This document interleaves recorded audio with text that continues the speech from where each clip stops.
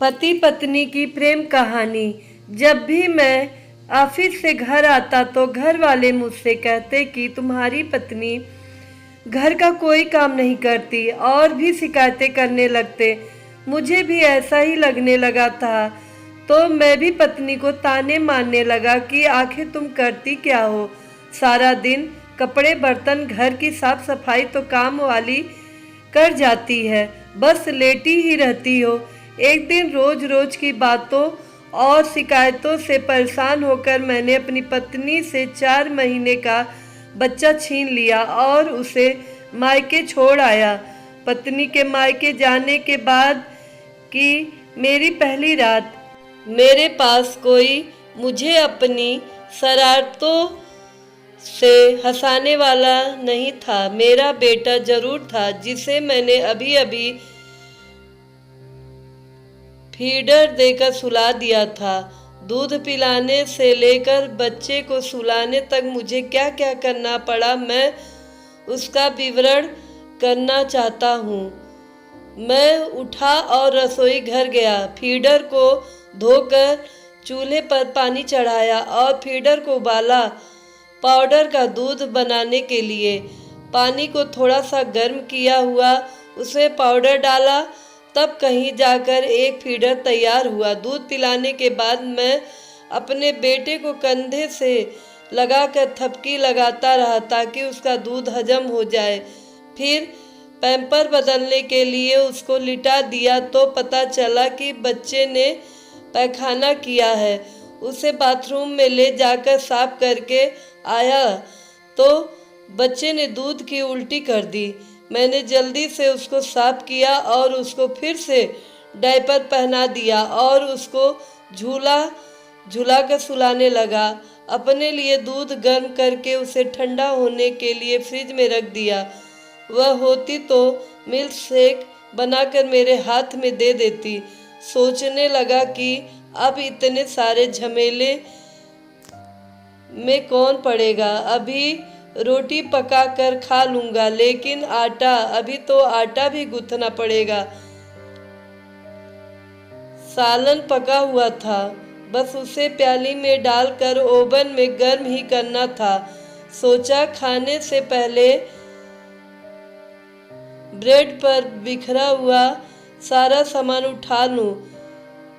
Pamper, खिलौने, feeder और मेरा बिखरा हुआ सामान सबको अपनी अपनी जगह पर रख दिया। फिर अचानक याद आया कि रोटी बनाने लगूंगा तो बहुत समय लगेगा। अभी तो कपड़ों को इस्त्री भी करनी है। अभी शर्ट को इस्त्री कर ही रहा था कि बेटा उठ गया। मैंने बेटे को उठाया और थपकी लगाते हुए सुलाने लगा, फिर झूले में डाला और झूला झुलाने लगा। भूख से मेरा बुरा हाल था। बड़ी मुश्किल से बच्चे को सुलाया और जोमैटो से खाना ऑर्डर किया। आधे घंटे बाद खाना मेरे सामने था। मैंने बड़े बड़े निवालों में खाना खत्म कर दिया, क्योंकि मैं जानता था कि अगर मेरा बेटा फिर से जाग गया तो मेरा खाना ऐसे ही पड़ा रहेगा और फिर से गर्म करने में बहुत समय लगेगा। मैं सोचने लगा शायद मेरी पत्नी भी ऐसे ही करती होगी। पता नहीं उसे समय पर खाना खाने मिलता होगा या नहीं। घड़ी में 11 बज रहे थे। मैं बहुत थक गया था और खाते ही बिस्तर पर लेट गया और अपने आप में ही बड़बड़ा रहा था। निशा, अलमारी से चादर निकाल कर दे दो प्लीज़, मुझे बहुत नींद आ रही है। फिर ख्याल आया कि वह तो यहाँ है ही नहीं। वह होती तो चादर निकाल कर उड़ा देती। अब खुद ही अलमारी से चादर निकालनी पड़ेगी। अभी मैं इतना सोच ही रहा था कि बिजली चली गई और पंखा बंद हो गया। इससे पहले कि मेरा बेटा गर्मी कारण जाग जाए और रोने लगे, मैं झट से बेड से नीचे उतर गया और एक पेपर से उसे हवा करने लगा। मुझे नींद के झोंके आ रहे थे, लेकिन बेटे को हवा करना भी जरूरी था, नहीं तो वह जाग उठेगा।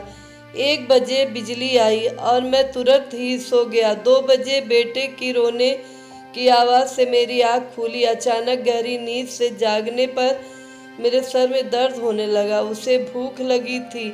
मैं सुस्ती से उठा और उसे डब्बे का दूध बनाकर पिलाया।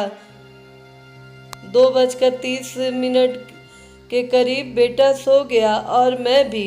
उसके बाद बेटा कब जागा और कब तक रोता रहा मुझे कुछ नहीं मालूम। फिर जब सुबह 8 बजे मेरी आँख खुली तो वह रो ही रहा था। मैंने उठकर देखा तो पैम्पर से गंदगी निकलकर बाहर बेडशीट पर लग गई थी। उसको जल्दी से बाथरूम में ले जाकर साफ किया। उसके बाद बेडशीट को धो डाला, बच्चे को दूध पिलाया और दूसरी बेडशीट बिछाकर उस पर उसे लिटा दिया। इतना करने तक 9:30 बज चुके थे। मैं रोज नाश्ते में दही खाता था, जिसे मेरी पत्नी निशा घर में ही बनाती थी, मगर कैसे बनाती थी और कब बनाती थी यह मुझे नहीं पता। वे लोग जो मेरे घर आने पर मेरी पत्नी की शिकायतें करते थे, उनमें से किसी ने मुझे एक कप चाय भी कभी नहीं पूछा। मैंने खुद चाय बनाने के लिए बर्तन में दूध डाला और सोचने लगा कि ऐसा कौन सा समय होगा जब निशा व्यस्त नहीं थी। मेरी सेवा में भी उसने कभी कोई कमी आने नहीं दी। घर में सिर्फ 3 काम ही तो नहीं थे जिनके लिए मैंने नौकरानी रखी थी। एक बच्चे को संभालना ही काफी था, उसे थकन से चूर होने के लिए, लेकिन वह तो मुझे समय पर खाना देती रहती। मैं थक जाता तो मेरे पाँव दबाती, मैं उदास होता तो मुझे हंसाती। अगर मुझ पर काम का दबाव होता या मैं परेशानी में होता तो वह मेरा हौसला बढ़ाती। मैं यही सोचता रहा कि दूध उबल कर शेल्फ पर आ चुका था। मैं धीरे धीरे शेल्फ कपड़ा लगाने लगा और उन तानों भरे प्रश्नों को सोचने लगा जो मैं निशा से पूछा करता था कि तुम करती क्या हो सारा दिन? तुम्हारा बदन क्यों इतना दर्द करता है? तुमने कौन सा पहाड़ उठाया है जो इतनी थक जाती हो?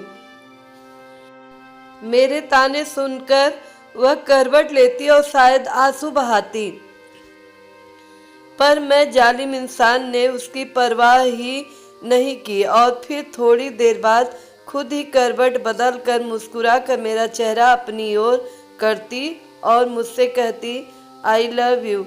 तो मैं भी मुस्कुरा देता और बहुत जिद करने लगती कि तुम भी मुझे आई लव यू टू कहो ना। मुझे निशा की प्यारी प्यारी शरारतें याद आने लगी।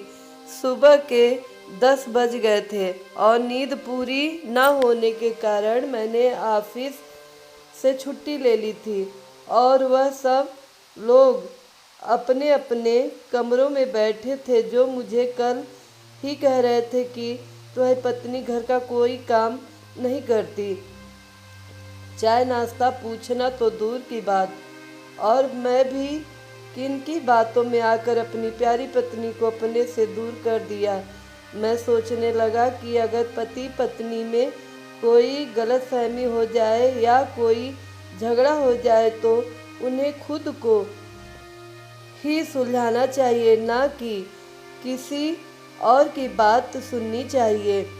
मैंने अपने बच्चे को गाड़ी में डाला और गाड़ी उन रास्तों पर दौड़ाई जो रास्ते मुझे हमेशा के लिए मेरी निशा के साथ जोड़ने वाले थे। वहां पहुंचकर मैंने दोनों हाथ जोड़कर निशा से माफ़ी मांगी। वह मेरी निशा, तुम इतनी अच्छी कैसे हो सकती हो? तुमने मुझसे कोई शिकायत ही नहीं की और खुशी खुशी मेरे साथ वापस आ गई। प्यारे दोस्तों, अपनी पत्नी को समय दें, उसका आदर सम्मान करें, उसे प्यार करें। वह अपने माता पिता, अपने बाबुल का आंगन छोड़कर आपके साथ बिल्कुल नए परिवार में अपना जीवन बिताती है। वह आपसे बिना वेतन लिए आपकी और आपके माता पिता की सेवा करती है, बिना लालच के आपका और आपके बच्चों का और अन्य परिवार वालों का ख्याल रखती है, और बदले में उसे क्या मिलता है यह तो सब जानते हैं।